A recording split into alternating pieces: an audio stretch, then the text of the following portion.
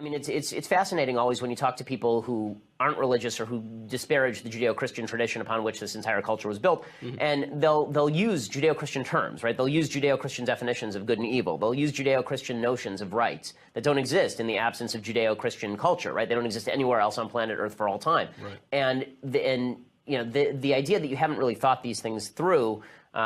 It's dangerous. I mean, every political philosophy is based on a certain conception of human nature and humanity's place in the world and human value more than anything else. I mean, the foundational statement for all of Western civilization is the very beginning of Genesis, that God is made in man, that man is made in God's image. Right. Once you do that, you can talk about the value of man, the rights of man, what is man put here to do. But if you don't believe any of that, if you just believe that man is sort of a random assemblage of atoms that happened along, you know, because the universe is random and there are lots of iterations of it, then I find a hard time making the moral argument against, for example, things like slavery or abortion or tyranny or murder even. I mean, like...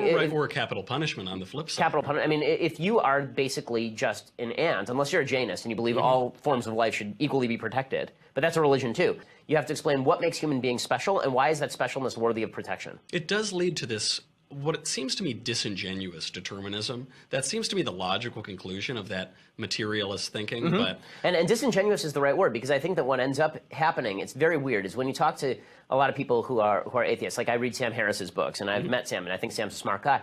And when I read what Sam has to say, a lot of what he has to say is based on just an assumption of free will. There's an assumption that you can choose otherwise, that you are in control of your own life, and that you should live a moral life, that he has constructed for you his version of what morality looks like. Alan Dershowitz sort of has a similar model. And the problem is, where are you getting this free will stuff in a materialistic universe in which you're just a random assemblage of atoms? Like, where is this free will coming from?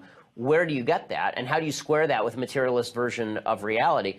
You know, I think that the best proof of God, I've always said this, I think the best proof of God to me is our own, is sort of a Cartesian notion that you are a thinker, you are a being. I can that acknowledge myself in right, the world. You are a self, right? You're not just a random assemblage of stuff that wakes up new every morning, and that if you have a hamburger, you're a different person than you were 1 minute before because you just put some new stuff in your body, right? The notion that you are a coherent human being with the capacity to think and the capacity to control your behavior and the capacity to change, that's the basis of all of civilization. You take away that basic Augustinian notion of free will and it's all over. I couldn't agree more. But you get that a lot, right? It's the idea that you're a dummy for believing in religion. And the truth is, all of Western civilization is based on a Judeo-Christian value system. It hasn't sprung up anywhere else. I mean, there are tons of cultures all over the globe. You know, when they say that you know, you're a fool for believing in God, the truth is that belief in God is belief, right? You have to take a leap of faith. It can't be proved. It can't be something. It's not something that you can make a scientific hypothesis and then fulfill that hypothesis. But atheism can't be proved either. And there's no way to prove these sorts of intangibles. And what that means is that you can either choose to at least acknowledge. What I would say to people is, look, whether you believe in God personally is your own business. It is.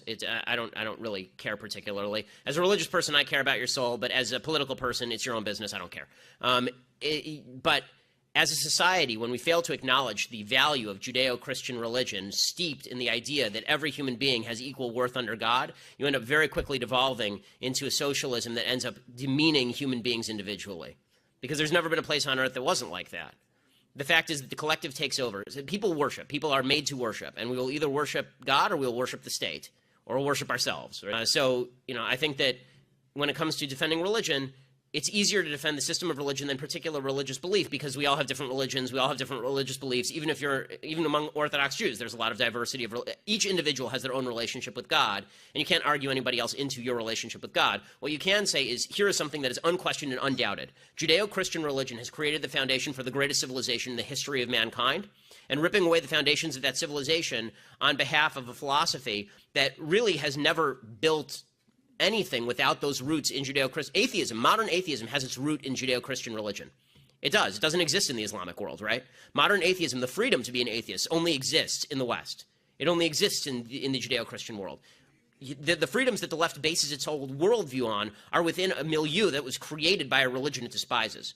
You can't just take a battering ram to the foundations of civilization and hope the superstructure stands. I believe that the argument in favor of free will has to rest on supernatural premises. Because otherwise, what you're basically saying is that human beings are a combination of their genetics and their environment, And if we just had a giant machine and we could pour all that information into a machine, then I could predict with perfect certainty what you were going to say next. If I had all that information, then I could perfectly predict that, and then you wouldn't have any personal responsibility. And I haven't heard a great argument from atheists about why that's the case. Now, I say that it's a supernatural force. You can believe it's not a supernatural force. The basic idea is that if you believe in free will, if you believe in human reason, if you believe in our capacity to understand the universe, if you believe in a predictable universe with laws that govern it, if you believe we do not live in a chaotic universe without meaning, if you believe that you can derive aught from is, then you need to believe in a divine creator. There is a rationale behind everything. If you believe there's a rationale behind everything, then you believe in God. Again, I think what it comes down to in the end is you either believe there's a purpose and meaning in human life or you don't. If you don't, you may end up an atheist. If you do, you're going to end up at God no matter how you slice it. This is a homage beat.